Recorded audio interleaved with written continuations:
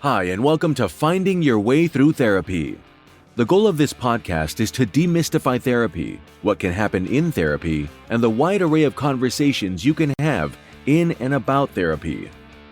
Through personal experiences, guests will talk about therapy, their experiences with it, and how psychology and therapy are present in many places in their lives. With lots of authenticity and a touch of humor, here is your host, Steve Bisson. Woohoo! I don't know what to put here. This is literally like the 12th take of this intro. But welcome to episode 109. If you haven't listened to episode 108 yet, I hope you go back and listen to it. It is what we call informally as a supervision group, the Mental Men, with Dennis Sweeney, Dr. Robert Cherney, or Bob, Andrew Kang, and of course, Pat Rice. These men have had a great influence in my life, in my work, and I hope you go back and listen. We'll have them on again for sure. But episode 109 is with Lynn Kee. Lynn Kee is a survivor of childhood sexual trauma, advocate, and activist working to strengthen protections for fellow survivors in memory of her sister, Amanda Hernandez, who passed away in January after a long and hard-fought battle with complex post-traumatic stress disorder and substance use. She's in long-term recovery herself. She's committed to sharing her own experience in hope to get the message that trauma is the true gateway drug, and I'm sure we'll get to that. I want to make sure that you guys know that there's going to be some very sensitive subjects here. If you have trauma, particularly sexual trauma and grooming, please do skip this or maybe pay attention to your own signs. But here is the interview. Well, hi, everyone, and welcome to episode 109 of Finding Your Way Through Therapy. I'm just very excited because this is something that I've wanted to talk about for a long time, not because it's a fun subject, but because it needs to be talked about. I've worked in the criminal justice, community justice system for about 15 years of my life, and I have seen some of the difficulties, but Lynn Kee is someone who contacted me and told me about even bigger stuff that I did not know about. Some of it I knew, some of it I don't. And she wants to share her story. She wants to talk about different things. I'm very excited to have her on, someone we both know had recommended for us to meet, and I'm very happy that we're meeting. So Lynn Kee, welcome to Finding Your Way Through Therapy. Hey, Steve, how are you today? I am doing very good, but what's funny is we always try to do a pre-interview. Our pre-interview was cut short because of like Wi-Fi issues and all that. So, oh my gosh. But I'm just an honest guy with my audience, but yes, truly interested in hearing more of your story. I read your story where you sent me some stuff, obviously very excited, but they don't know. So just so we get that this is just not a Massachusetts podcast. So, remember that sometimes people may not know if we say Leicester, they don't know what that means or spell it, frankly. So how about you start off by introducing yourself? Yeah, thanks, Steve. So first, I want to say thank you so much for giving me the opportunity and the platform today. I truly appreciate it. This is going to be my very first podcast of any type. Definitely my very first. Yeah, definitely my very first recorded, first time on video. I'm going to take you and me shooting the breeze, kind of almost like we're in a therapy session approach to this. I'm sitting in my comfy chair in my living room, because it's a lot, Steve. So I am a survivor of childhood sexual trauma. I have or had, unfortunately, a younger sister. Her name was Amanda Hernandez. She was also a childhood of sexual trauma. And unfortunately, although both of us did receive convictions in our cases, we experienced a lot of secondhand trauma at the hands of the criminal justice system. And that's not due to the fact that the people in it are bad or don't want to help, because by large and vast majority, they really are good people that want to help. It just is by nature of the system itself. So through that process, I uncovered that trauma is really the gateway drug, both for myself and my sister. And we both went on our own separate healing journeys over the past 20 years. Unfortunately, my sister lost her battle with CPTSD and substance abuse back in January. She left 3 beautiful children and a devastated family behind her. And that really was the catalyst for me to start getting out there and doing some advocacy and activism to spread the message, maybe help some people. I'm in Massachusetts, Yeah, born and raised, and that's about it. Well, sorry for your loss first and foremost, which is very Thank you, sir. important to talk about. Born and raised in Massachusetts. You grew up in Central Mass? Yes. So I'm from a little town called Northbridge. It's right outside of Worcester. My family is originally from the Ashland or Framingham area. My father, Bill, was the fire chief in Ashland for a lot of years, almost 20 years, I believe, as chief on the department for about 30. So we have deep roots here in the community. Well, Northbridge is someone I know very well. I worked in Framingham and Ashland for many, many, many years. And so, it's kind of interesting when we know all these little towns in Central Mass Yes. where the Dragons live past 95 for those in Boston. That's where we live. But I want to hear more about your family's story, because I think that, when you say trauma is the gateway drug, I think it's absolutely 100% true. Mm. But we'd like to hear more about your family story, as well as maybe more about the trauma, again, just in general, what went on, because I think it's important to share that. Yes, sir. Thank you. So that's the whole point of this podcast. See, For military me. people call me sir. Sir's Yeah, my dad, and he's dead. it's so bad. So I come from a military family, a family with a strong public safety background. As I said, my father was a firefighter and fire chief in Ashland for 30 years. He also retired, or is in the process of retiring, as a sergeant major in the Army National Guard. He did 2 tours of duty overseas. And he comes from a long line of military men before him. My grandfather was in the military. My father's brother was also in the military, went to West Point. My grandfather's brother was also a West Point graduate. It runs really deep in our family. We're basically blue collar, middle class. Like I said, my dad came up in the town that he ended up working in, met my mom, who was also a small town girl, and they got married, had me, moved out to the Northbridge area, built a house when I was about 5 years old, because that was the trend. There was land and it was way less expensive out in this area. So there were a lot of transplants, and it was also within distance that he could quickly get to Ashland in the event of a call or whatever. So my sister and I really had a pretty idyllic childhood. I like to say it was all puppies and rainbows early on. My mother was a stay-at-home mom with me. When I was about 3.5 years old, my sister was born. Like I said, we moved to Northbridge, and things were great for a long time. I have very fond memories of childhood. Unfortunately, when I was about 8 years old, I suffered what I consider to be my very first major trauma, and that is discovering or being told that my mother was an alcoholic. I didn't even know what an alcoholic was. I had never heard of it. I had never seen my mother drunk, and I was blindsided. So I'll go a little bit more into that if you'd like. Please. Yeah. So at that time, like I said, I was about 8 years old.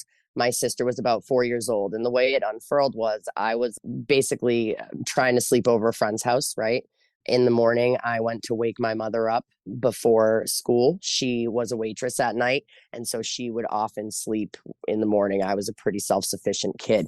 It was the 90s. So basically, I woke her up before school, asked her if I could stay the night at a friend's house. We got into a major fight. It was crazy. Like, she was just in a terrible mood, and she was so mad at me for even asking. And I just remember being really upset when I went to school, but she said that, yeah, I could sleep over at Ashley's house. And so I did. And the next morning, I can't remember if it was before school or if it was a weekend, she called and she told me that she was sick and she needed to get some help, and that she was going to be going to a couple of meetings with a couple of friends, and that I was going to be staying another night at my friend Ashley's house. And that was my introduction into the world of addiction, essentially. Like I said, I had never even seen my mother drunk before that I can recall.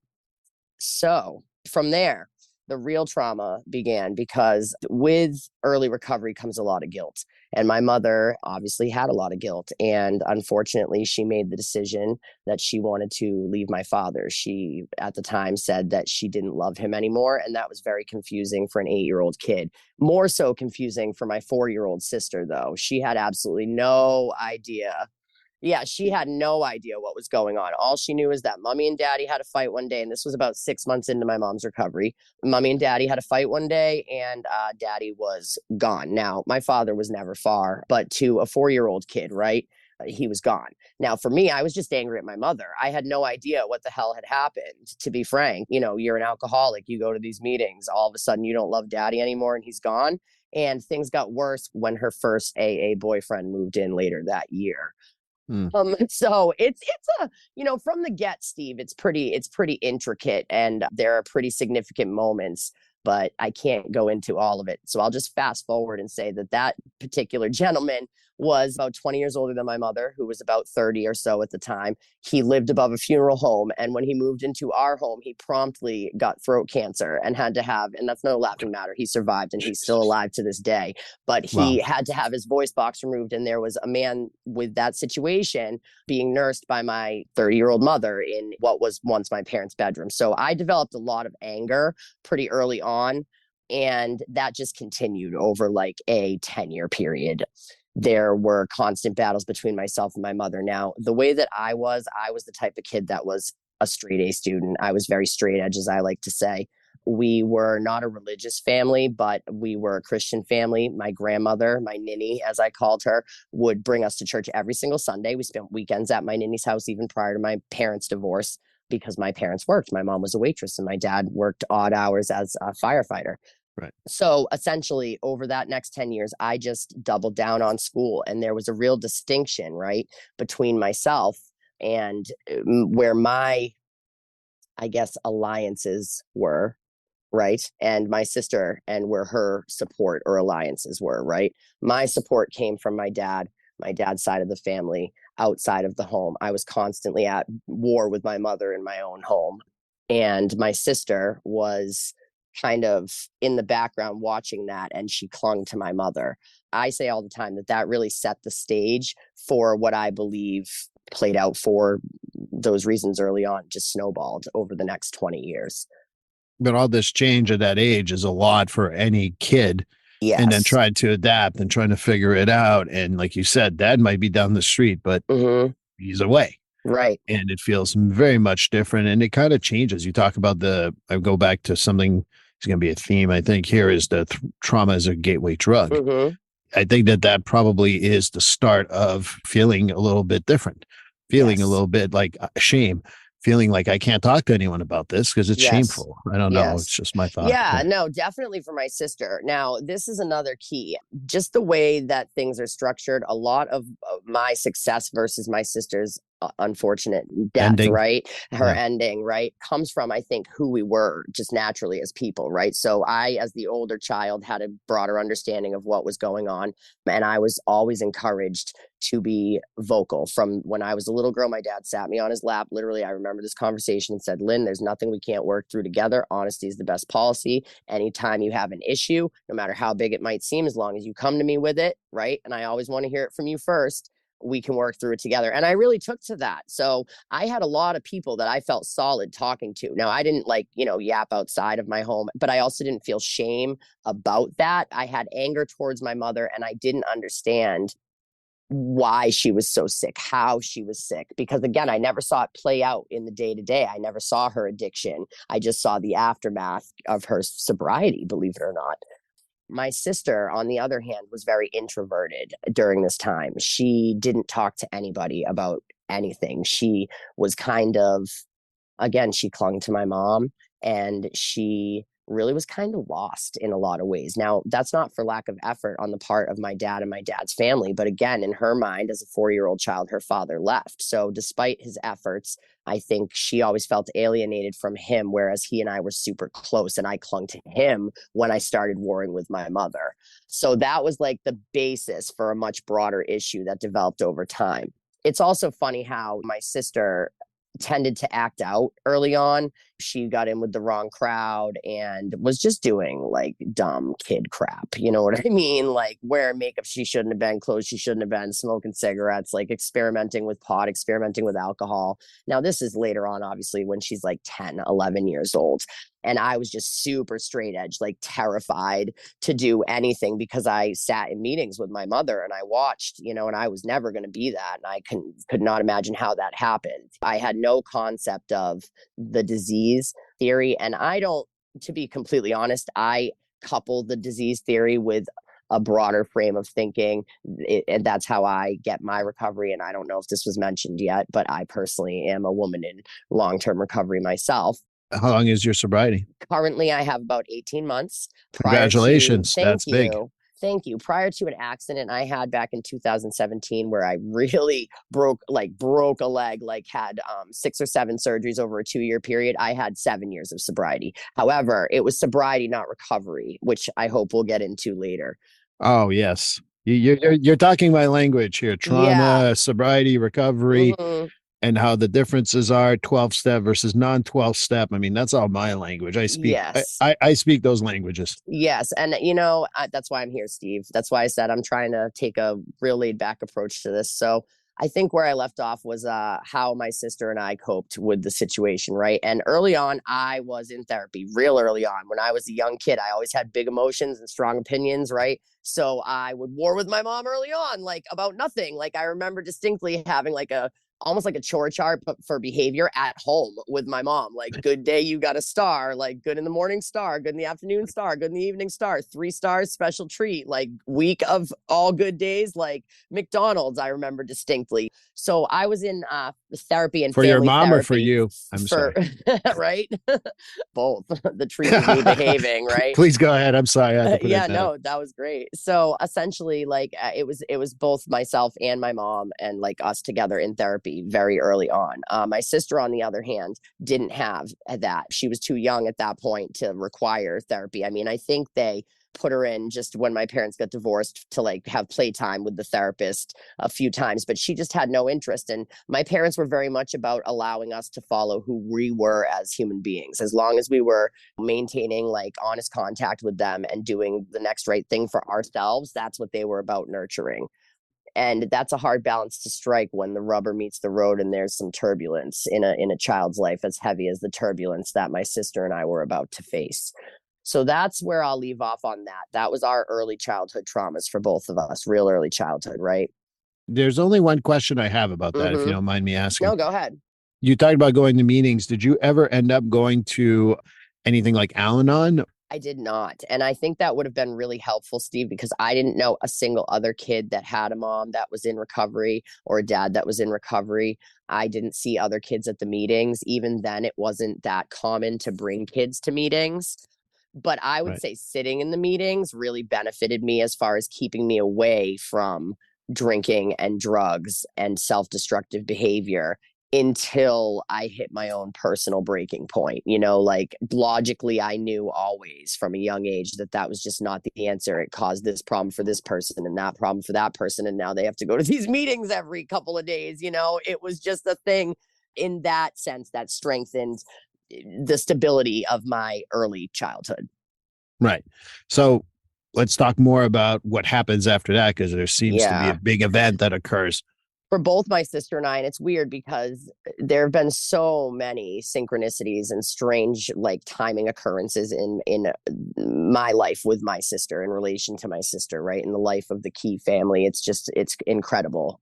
Too much to encapsulate in one conversation, to be honest. But Okay. essentially what happened was I was about 13 years old. I was really into music. So I was into school and I was into music. I was a singer. I got into singing in the chorus and in talent shows and at like family events, funerals, and the like, believe it or not. When I was about 7 or 8 years old, I had a music teacher that heard me singing in class and was like, "Oh, you should try out for the talent show." And I was off and running. My dad had wanted me to start playing guitar because, as a singer, you should probably have an instrument to back yourself up. So he had gotten me Sure. lessons first at a place here in town and then at the Music Nook in Milford, Massachusetts. I don't know if the Music Nook still exists, believe it or It not, does but not. Absolutely. I yeah. drive by it where it used to be. I drive by Yeah, it it's every like a store for music still, but it's definitely not the Music Nook. So essentially, I was taking lessons there. And at a certain point, my teacher was going to leave and we needed to find a new teacher, right? So Right. my dad, being a fire chief at the Ashland Fire Department, had a bunch of guys working for him. And as firefighters do, they kicked around in the day room or in the dispatch area because they worked like 12, 24-hour shifts, whatever. I don't know. It was just they hung out like they were at home when they weren't actively on a call of some sort, right? Or doing maintenance. Essentially, my dad, being that he was a firefighter and was at the department with the guys all the time, had this gentleman that worked for him that he had actually known for quite a while. He had known this kid since he was 8 years old, and this kid looked up to him as kind of a father figure. And actually, my father apparently was part of the reason that this kid decided to become a firefighter in the first place. So he was like kicking around, playing guitar in the day room, and my dad came across that a bunch of times, and eventually, in passing, had told him that I was looking for a teacher. And this gentleman asked him to bring me by and just said, like, why don't you bring her by and we can play and see, if we get along, maybe I can give her some lessons. So at that point, my dad started bringing me by, and I came by like maybe once every couple of weeks. We'd sit, we'd play guitar, I'd sing, again, just in the day room at the fire department. And eventually it was decided that it was working out, and this kid would start giving me lessons. Sure. So my dad had it set up where I would come to the department and we would do a lesson once a week. Now that would have been fine if that's how that continued to work out. However, over time, me and this kid, and I'll call him a kid. He was not a kid. He was 23, 24 years old. Yeah, he's an adult. At this point, I was at this point 13, 14. Yeah, he was 10 years older than me, Okay. a full 10 years older than me. So essentially, I developed a relationship with him where I looked up to him as a mentor in the music world and basically as a friend. And eventually I developed a girlhood, like childhood crush on this man. Now, I'll reiterate, I had a pretty straight edge demeanor at that point in time. I had a strong Christian upbringing, although we weren't like religious. I went to church every Sunday, and at that time believed that it was appropriate for me to remain a virgin until I was married. So I had no experience with boys. I was a true kid, you know what I mean, with a childhood crush. Unfortunately, as I later found out, I was dealing with a predator, to be quite frank. And this kid, he saw that I had taken a liking to him, and he started to groom me. And when I say groom me, I mean he took advantage of the fact that we were close and I looked up to him and was developing this crush, and started to drive the conversation towards him and I being a thing. Now, again, at this point in time, I had just turned 14, right? So over a 6-month period of time, roughly, it transitioned from he simply brought this up and started to steer the conversation in that direction to we moved into having a sexual relationship. And that was a very intricate and long and drawn out process. So, I mean, it started with just gaining my trust as a human being, as a guy that was on my dad's department, that my dad had obvious respect for, and that respected my dad, as a successful musician, because he was a talented musician who would bring me to his band practices and let me play at his shows. He would come out to the open mic nights that I was starting to sing at. I was getting into the blues genre, and it was just like a really special time in my life. So that's how the relationship started out. It was very like kosher, like wholesome, right? And Right. then it started to be a thing where I would just, as young kids do, teenage girls do, ask him advice on like what was going on in my life with my friends and with guys eventually. And then he started to give said advice, and it got pretty graphic pretty quick when it came to that piece of the grooming. So he started saying things like, I understand that you don't want to have sex before marriage, but in all reality, no guy is going to want to be with you if you don't put out in this day and age. Then he said there are several different types of having sex. It's not just having sex. There's having sex, there's making love, and there's fucking, right? And I was just eating this information up because at that point, again, it was just in general about boys. And it made me uncomfortable, the knowledge that like perhaps no guy would be interested in me unless I would put out. I didn't want to put out, but like, it was good to know. I didn't have any other like older trusted male to ask this stuff. Right. So eventually it steered into like, so who's the oldest guy you've ever liked? That's the moment that I really truly remember. And I did admit at that point that I had a crush on him. And he said that he had similar feelings. And this is the other thing I remember. What he said was, unfortunately, even though like I genuinely have feelings for you and like you clearly have a crush on me, right? We can't do that. It's wrong. It's illegal. And I specifically remember him saying it's illegal. We might understand it, but it's illegal. Yeah. And he started right then to talk about the consequences of doing something like that. And I don't even think this exists anymore, but he was like, you and I would both be working at Christie's for the rest of our lives. Like, forget your like career aspirations, your hopes and dreams. Like, forget your father's career. Like, everybody would think you're a whore. Like, you know what I mean? My relationship would be ruined because, again, he had a relationship at that time. Right. And I knew this woman and I liked this woman. I looked up to her as like an older confidant, so I felt weird about my feelings for him to begin with. Yeah. But never did I think in my crush that he would be interested, and never did I expect it to go that way, if that makes sense. Now, I'll never forget that at that point, my dad really like trusted me with him. We'd been having lessons for at least 9 months, a year. He'd been in this grooming process with me for like what I now know to be grooming anyway, for like 6 months, right? Right. Unfortunately, they hide that really well, and the grooming Yeah. process is not something that most people notice until it's too late. Yeah. I mean, it starts off with like, wow, you're just like really mature for your age. It's like easy to talk to you, or like most girls aren't like that. And like, you know what I mean? Like, it's just so anyway. So basically, I remember my dad had allowed us to have lessons privately. Now he would drop me off at this man's apartment. I would go to band practices with this man. So on the way to band practice one night, he like reached over and like put his hand on my leg. And I remember like being so, just the feeling of just not knowing what to do, and I didn't say anything. And I think that was the thing that gave him the go ahead to like really move it to the next level. He asked me to sit on his lap, and I don't remember the timeline, if it was that same night or if it was another night, but he asked me to sit on his lap. The freeze response in trauma is something they count on. Yeah, he asked me to sit on his lap at the studio, his band studio, one night. And I remember he got an erection apparently, but I didn't notice it. And he said, see what you do to me. And I was like, genuinely like, no, like, what are you talking about? And he was like, well, you didn't know it. You know what I mean? Like, it started getting weird real quick after he put his hand on my leg and I allowed that. So, and see how I say I allowed that? Like, I was a child, bro. Correct. Like, you I know was what I gonna. mean? If I was your therapist, I would have noticed that immediately. But thank you Yeah. for catching yourself. No, self-awareness, man. And it's years of therapy. And language is key. You'll hear me say survivor instead of victim a lot. That's a thing that I've been trying to retrain my brain on, because again, language is important. You're a survivor of something that happened to you. Yes, thank you. It's not something that you had any control over, because this person should have known better. So at the end of the day, right, that was really the moment that it started to go south for me, I feel like, in that situation, right? I had no idea what to do with any of that. It was simultaneously shameful and scary and exciting. Mm-hmm. And I didn't know what to do. And for the first time in my life, I couldn't talk to anybody about it. I was going to say, it's a secret, right? Not a single soul. For the first time in my life. Anything, right? Anything that ever happened, I could go to specifically who? My dad with. And this particular situation, my dad was the last person I could go to with any of it.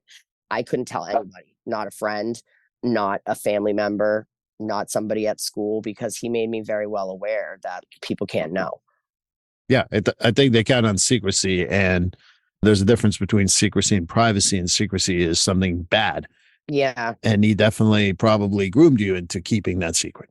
Yeah. And the other thing is, it was weird. Like, in public, he would like ignore me almost, right? But everybody knew we were super close. And I remember thinking, that's weird, bro. Like, you're making it weird. You know what I mean? Even at that young age, it's just the lengths these people go to. Like, now looking back on it, it's insane. And at the time, you have to remember, this is the late 90s, early 2000s. The only type of rape that exists is the creepy uncle or the guy jumping out of the bushes with a gun to your head. Right. That's the only type of rape that exists in my mind at that time. This was before the Catholic priest scandal. This was before all of that, right?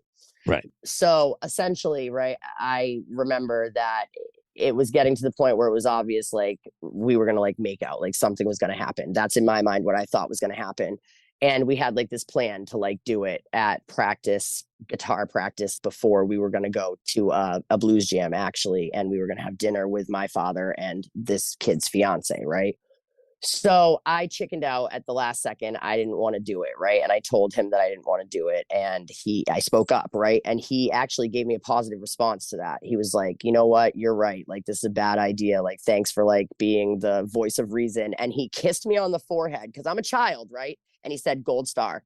And like, these are the things that stick out, right? So we went to the studio instead, had band practice, whatever. And I thought about that moment the entire time. For some reason, I'm like, why do I suck so much? Why am I such a bitch? Like, why can't I just like sack up and do this, right?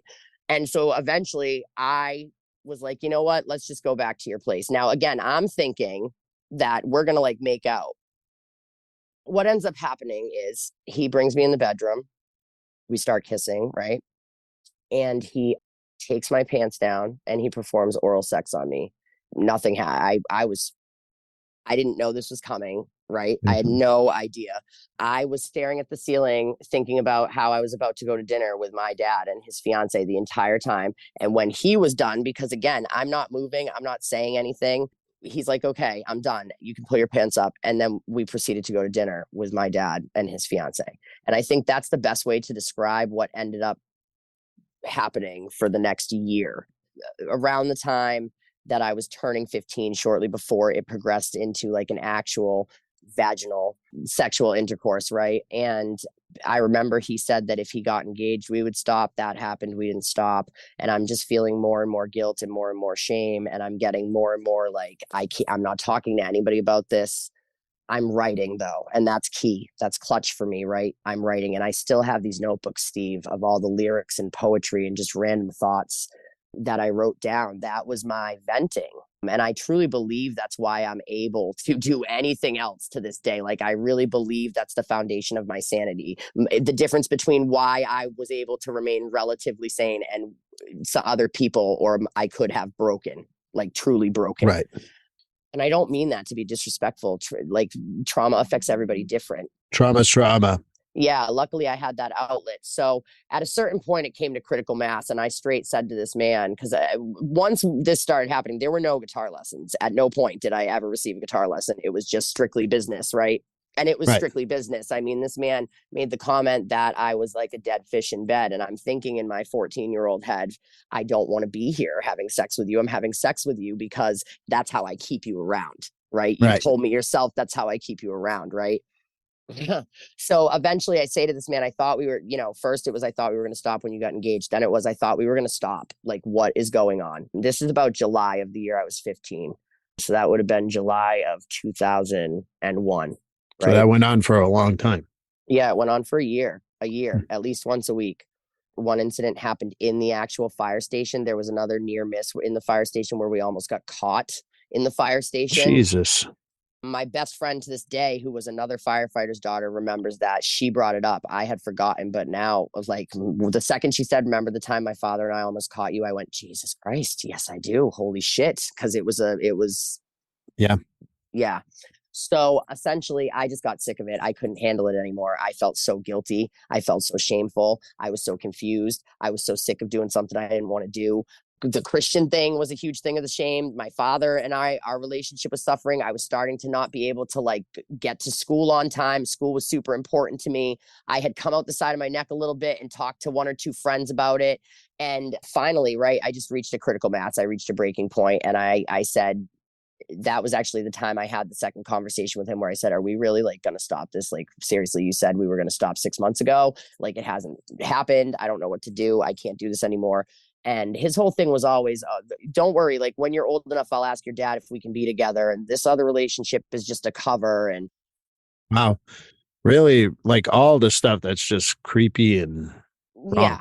So essentially, I remember vividly when I asked him that second time, he said, I just can't resist you. And I knew in that moment when I went to camp that summer, I was reporting it. I couldn't fucking do it anymore, Steve. I just couldn't do it anymore. And I was going to snap. And that was that. So I planned. That was the last time I saw him. And I planned at camp, I'm going to tell somebody. And in my mind, it was, it's going to stop. I'm going to make it stop. Now, I will touch on the fact that I had actually told my mother 3 months prior.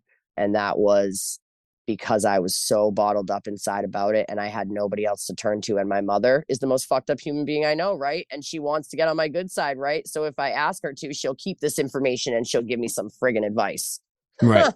So I did. I said, hey, Mom, I've got like something big to talk to you about. And I need you to promise me, like, on God, like right now, like you will not tell a soul on all things holy. Like, I swear I will never talk to you again. I need you to keep that. Now, people might judge my mother for that. I needed that in that moment, Steve, because what my mother did was she provided me a sounding board to get it out. She made me understand that I was not, she didn't have the reaction of, oh my God, you're being raped. What she had the reaction was, oh my God, that's awful. You can't be doing that. That is not good for you or him or your dad. Right. We need to make it stop. Now, you have to understand, my mother at 16 had a 26-year-old Hell's Angel boyfriend at dinner with her parents. Like, it was a different, Right. people didn't understand. And that was also grooming and rape, but again, different time. So what happens at the camp? What happens at the camp is I'm actually there that year with two of my best friends. I had brought them to camp for the first time. I'd been going to this camp. It's a Christian camp in New Hampshire since I was 8 years old. Brought them up to the camp. I decided halfway through the 2-week camp, like, I targeted like the pastor I was going to confess my sins to, because this is the way I viewed it, right? I truly mean that, Steve. I really thought, like, I need to get this off my chest to God, can cleanse myself of my sins and make it Right. stop. Oof. I haven't thought about that aspect of this in a really long time. So anyway, I go to this gentleman after nightly worship. My friends like file out of the church, and I had told one of them what was going on, and I had told her that I was going to report the situation. So I told this guy what was going on. I was like, listen, this is what's going on. I don't know what to do. I feel so guilty. I'm sinning. You know, I need to make it stop. I know if I come here and I tell you, you as a mandated reporter, like, have to make it stop. And, you know, he just was like, Lynn, I know you don't understand this, but that is, you're being raped. And Right. I was like, what are you talking about, bro? Literally had no concept. What are you? Yeah, okay, buddy, just make it stop. I have no idea what you're talking about. Like, no, he never held me down. No, I never said no. You know what I mean? Like, no concept whatsoever. Yeah, the concept of consent is something I talk about to just about everyone. And it needs to be talked about more often. But when we don't know, right? Right. It was weird. It was a weird moment for me, but all I knew was, right, it was going to stop. And so the way it was going to stop was my dad was going to become involved. And that's what you have to understand here is this was the thing that I couldn't go to my dad with, but my dad was the person that I went to with stuff. So I didn't know, this was like a guy that was close enough to him that the day I left for camp, they went for beers. They were super close. So what happened was the camp called my mom, because I said, look, you're going to want to call my mom first. My mom already knows. And they were like, what? And I was like, yeah, that's a long story. I explained it, whatever. My mom was cooperative from the get. She, believe me, she redeems herself fully for whatever perceived wrong she committed by not immediately telling someone. Right. So essentially, she told my father. My father touched base via phone and said that he was going to center himself and come up tomorrow, but that, you know, everything was going to be okay. We were going to work this out just like we always do. Right. Like, thank you for, you know, sharing that type thing. Right. So I waited with bated breath for my dad to get up to New Hampshire. Now, behind the scenes, my dad was freaking out. He's like, there's got to be some mistake. This can't be what the heck? You know what I mean? Like, he freaking out. Right.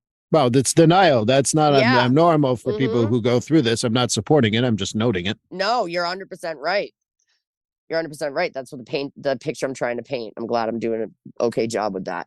So essentially, he comes up and I'm sitting in the office at the camp and I'm waiting and I'm sitting there and I'm kind of like this. I've like got my head in my hands and my dad walks in and I don't look up. I'm like terrified and afraid and ashamed. I'm going to say the shame is a powerful, Mhm. powerful emotion. Yeah. And ashamed and terrified is really the order of operations there, because Right. I wasn't afraid of what my dad was going to do. I just didn't know what was going to happen, you know? To that guy. Yeah. So I'll never forget this. And this is a key moment. He picked my head up in his hands, like got down on his hands, like on his knees, picked my head up in his hands and looked and went, baby, don't ever hang your head in shame. I don't ever want to see you hang your head in shame about this ever again. You did nothing wrong and you have nothing to be ashamed of. And he said that in the moment that he walked in and he saw me, he knew right then, this is not a mistake. Something happened here. So to me, it was over. It was over. It was over. Hallelujah. It's done. You're going to stay the rest of camp. These are people that support you. That's the best thing to do in this situation. We'll talk more about it when we get home, right? And little did I know that was just the beginning, Steve. That was just the beginning. So when I say this is like such an intricate story, that's just the first piece of my personal story. But just not that I want to hear, not that I don't want to hear more, but I Mm-hmm. might ask more direct questions because Of course, please interest do. in time. Mm-hmm.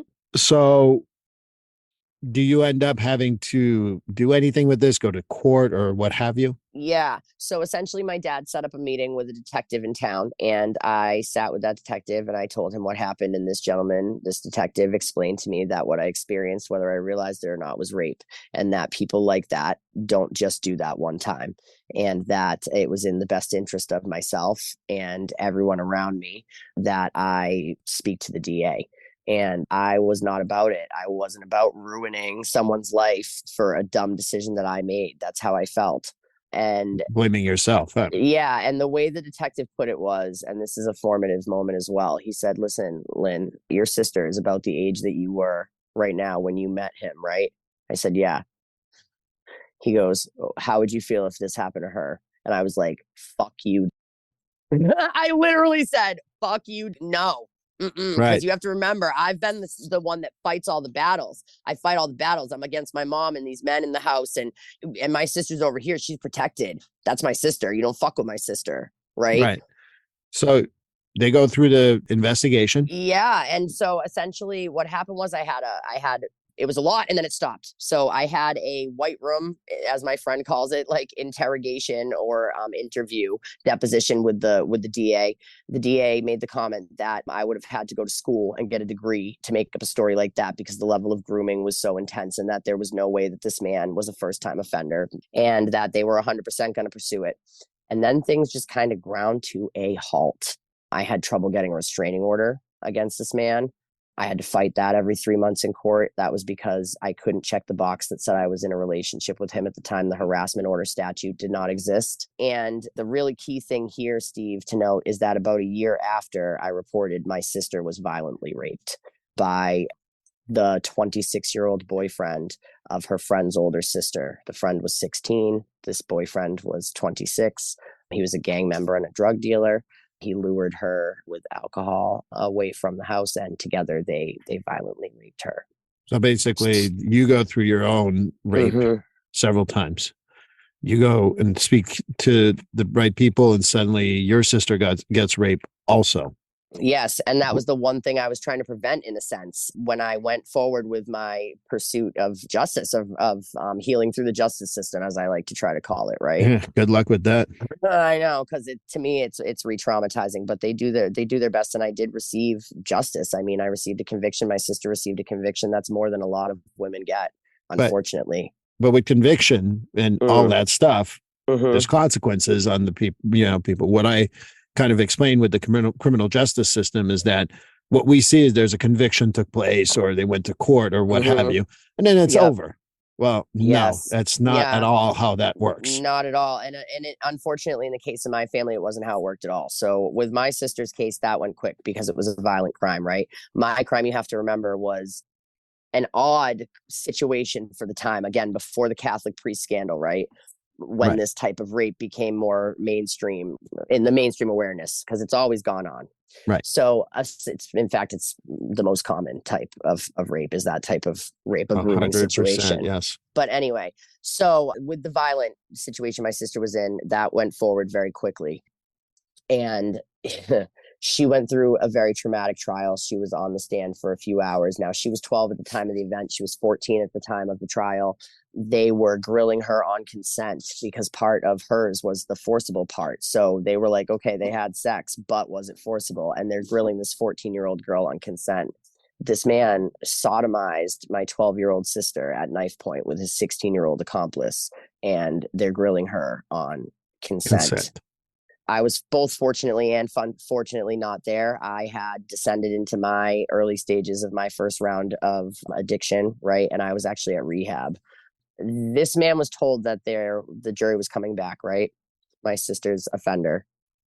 And he told his lawyer he was going to go downstairs to pray. So he was granted time to go downstairs to pray. So 20 minutes later, when the jury came back, they were looking for her offender and he wasn't back. So the judge apparently granted him another 20 minutes to come up from praying. And 20 minutes later, they determined that he had run from the courthouse. Now, through a series of events, he was not apprehended until a couple of years later by America's Most Wanted. I believe he was their 900th capture. And it was around that time that my case was finally going to trial.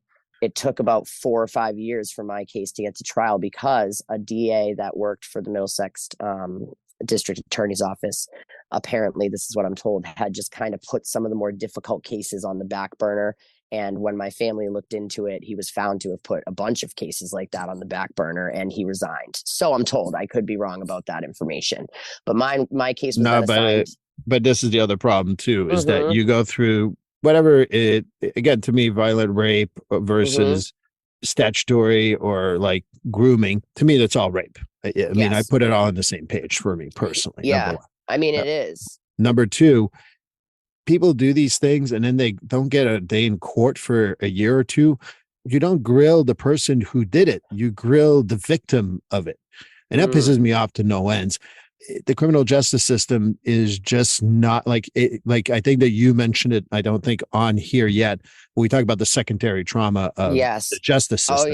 It is absolutely unbearable. I didn't know half your story, obviously, but I do know about this, and I've been working and I worked in courts for a long time, and it's just unbelievable what people go through. So it is. And that's the thing, is that's why I started with the rape itself and then moved on to, and it was really just beginning for me because it was just, again, originally fighting for the restraining order just to get him to not be allowed near me. And you weren't getting it.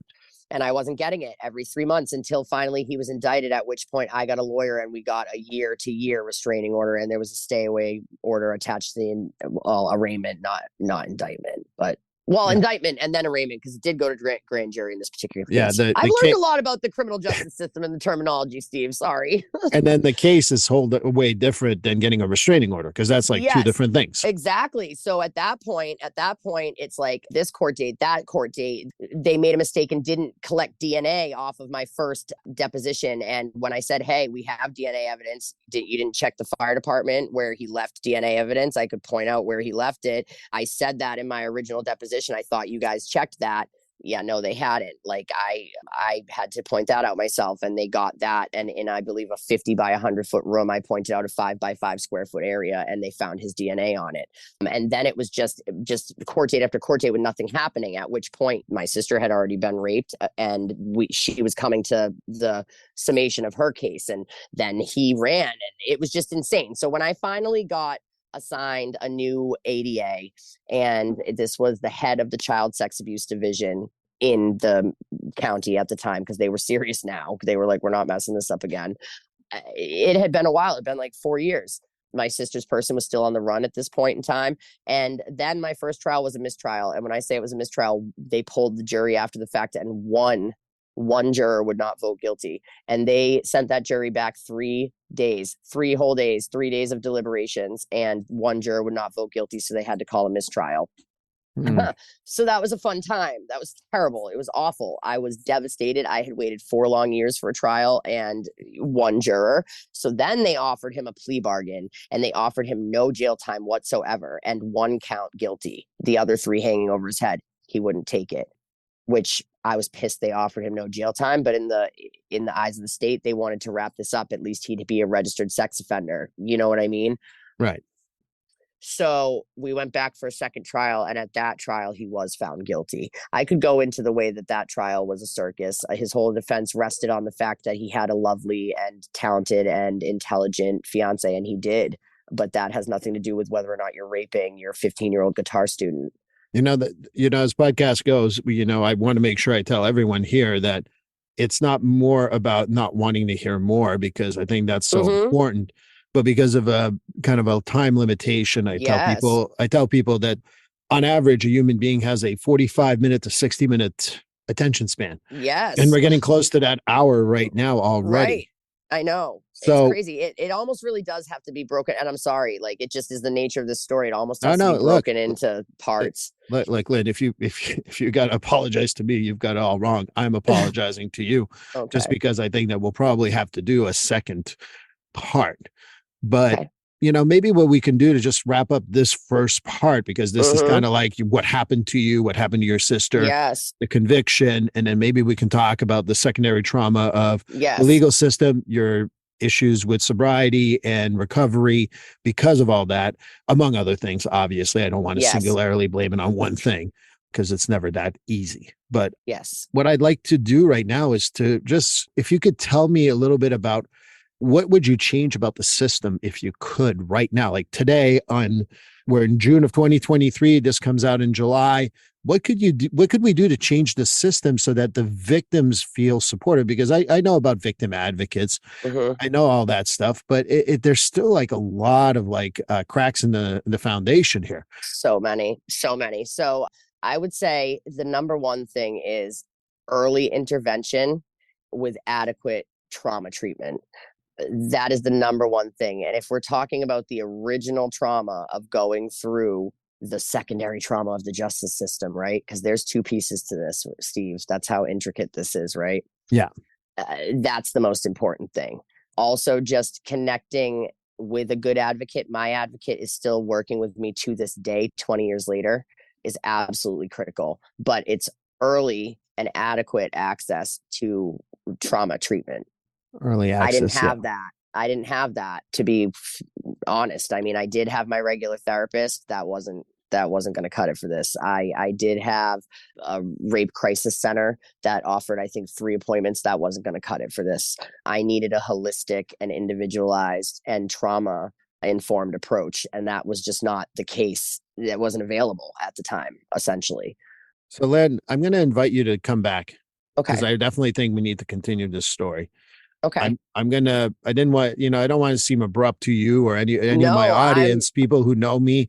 I like to listen to people's story. I want to tell your story, but we'll probably need to do a second part. Yeah, well, this one is a lot. It sprawls because if this was it, this would already be a lot because we're nearing the end. It's I never did get a it. conviction, and my sister did get a conviction even after America's Most Wanted. Right? We wrapped it up in a nice, neat little bow. That's part one. Part two comes over the next 20 years, and then how the consequences that these offenders are supposed to have and the protections that survivors are supposed to have actually play out in the real world. So Yeah. that is all stuff that is a whole another piece of this. And that's why I always start with it's something you couldn't write if you tried. Like if there was a movie being made, right, and the director and the producer got a script with all the twists and turns and plot twists, really, right, they'd be like, no, way too much, you've lost credibility and believability, but it's just unfortunately sometimes life is stranger than fiction, and this one is just it's been a web, man. It's been a web between mine and my sister's lives. Some people have asked me about my work as a therapist for years. I work a lot with trauma. I worked on a crisis team, worked in the community justice system on all levels that you can imagine. And people ask me, what type of stories would you give? I said, none of them would make TV because they'd say it's too unbelievable. Yes. And so I fully understand that. And your story is not over. So how about we put a pause on it? I want to thank you for the first part today.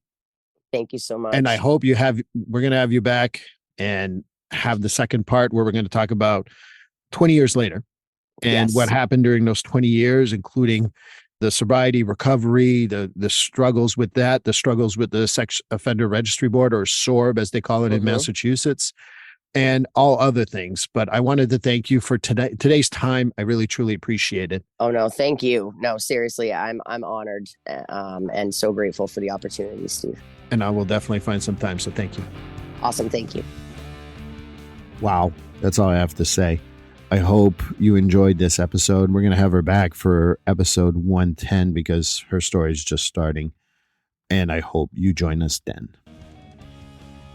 Please like, subscribe, and follow this podcast on your favorite platform. A glowing review is always helpful. And as a reminder, this podcast is for informational, educational, and entertainment purposes only. If you're struggling with a mental health or substance abuse issue, please reach out to a professional counselor for consultation. If you are in a mental health crisis, call 988 for assistance. This number is available in the United States.